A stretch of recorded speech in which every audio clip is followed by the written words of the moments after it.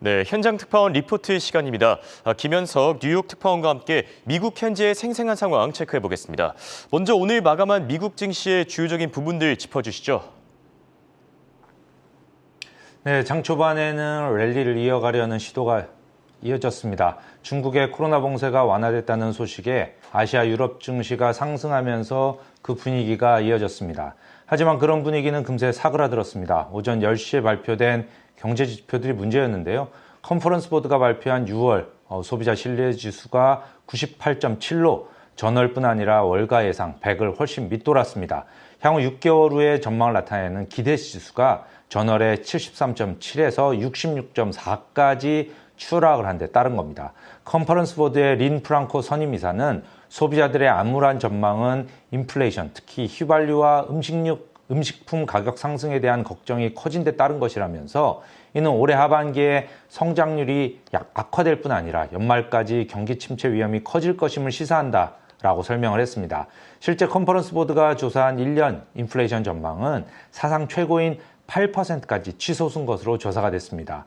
사실 지난주 금요일 날 미시간대가 조사한 그 소비자 장기 인플레이션 기대치가 예비치 3.3%에서 3.1%로 하향 수정되면서 주요 지수가 급등했었죠. 그런데 비슷한 소비자 대상의 조사에서 인플레이션 전망치가 다시 크게 솟구친 것입니다.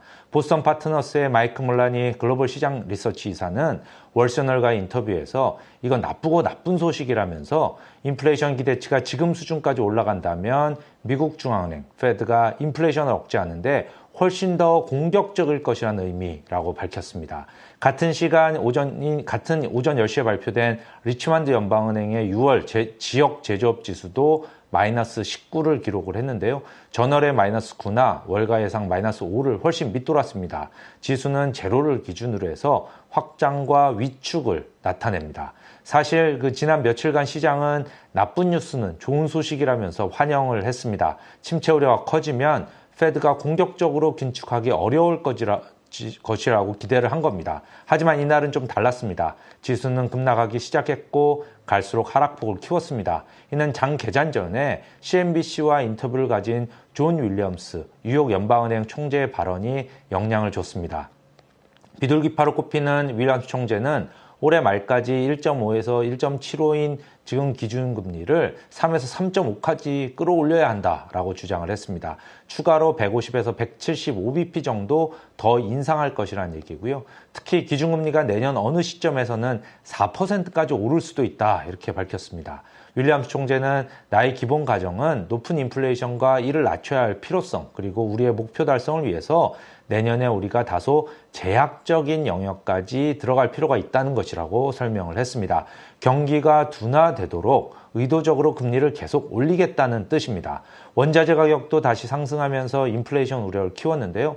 서부 텍사스산 원유 WTI 가격은 전장보다 2.19달러, 2% 오른 배럴당 111.76달러에 거래가 됐습니다. 지난 3거래일 동안 7.49달러, 7%가 넘게 상승을 했습니다. 중국의 봉쇄 완화가 수요 확대를 의미하고요. 또 이날 에마뉴엘 마크롱 프랑스 대통령이 주요 7개국 G7 정상회의에 참여한 조 바이든 미국 대통령에게 사우디아라비아와 아랍에미레이트가 원유를 추가로 증산할 영역이 거의 없다 이렇게 말한 게 보도가 된 탓입니다. 결국 다우는 1.56%, S&P 500 지수는 2.01%, 나스닥은 2.98% 하락한 채 거래를 마쳤습니다. S&P 500 지수는 지난 16일 바닥에서 8%까지 상승했다가 다시 3% 가까이 떨어졌습니다. 이 트레이드의 크리스 라킨 트레이딩 담당 이사는 올해 많은 상승세가 빠르게 또 다른 최저점으로 바뀌었다면서 이번에도 다르지 않을 수 있기 때문에 랠리의 지속성이 의심을 받을 수 있다라고 말을 했습니다. 자, 말씀하신 대로 경기 침체 리스크가 확대되면서 바이든 행정부가 이 부양책을 다시 사용할 것이란 전망, 또 이미 일부 주에서는 인플레이션 수당을 지급하고 있다는데 이런 조치들 과연 긍정적으로 작용할 수 있겠습니까? 네, 미국 여러 주에서 이런 논의들이 있는데요. 캘리포니아주가 가장 빨리 행동에 나섰습니다. 게빈 뉴섬 주지사와 주의회 민주당 소속 의원들은 지난 일요일 170억 달러 규모의 인플레이션 구호 수당을 나눠주기로 합의를 했습니다. 캘리포니아는 민주당이 지배하고 있는 주기 때문에 주지사와 민주당이 합의한다는 건 곧 실시된다는 것을 의미합니다. 유섬 주지사의 발표를 보면 소득에 따라서 개인당 최대 $350까지 나눠주는데요. 연간 소득이 7만 5천 달러, 부부 합산 15만 달러 이하인 경우에 부양가족 1명까지 더해서 가족당 최대 1,050달러를 받을 수가 있습니다. 유섬은 주민들이 휘발유를 채우고 음식을 식탁에 갖다 놓는데 도움이 되는 더 많은 돈을 갖게 됐다라면서 자화자찬을 했습니다. 문제는 이런 돈 뿌리기가 지금의 인플레이션을 만들었다는 겁니다. 그래서 페드가 시중에 풀린 막대한 돈을 회수해서 수요를 낮추고 인플레이션을 잡으려고 지금 금리를 올리고 있는 건데요. 이런 방법은 또다시 돈을 뿌려서 수요를 부추길 수가 있습니다. 워싱턴 DC의 싱크탱크인 텍스 파운데이션의 제라드 월책 부사장은 공급을 늘리기 위한 조치를 취하지 않고 사람들의 주머니에 더 많은 돈을 넣어주는 일회성 세금 공제나 환급은 인플레이션을 의미한다라고 말을 했습니다. 손성환 로열라 메리마운트대 교수도 수요와 인플레이션을 가중시킬 것이라고 설명을 했습니다.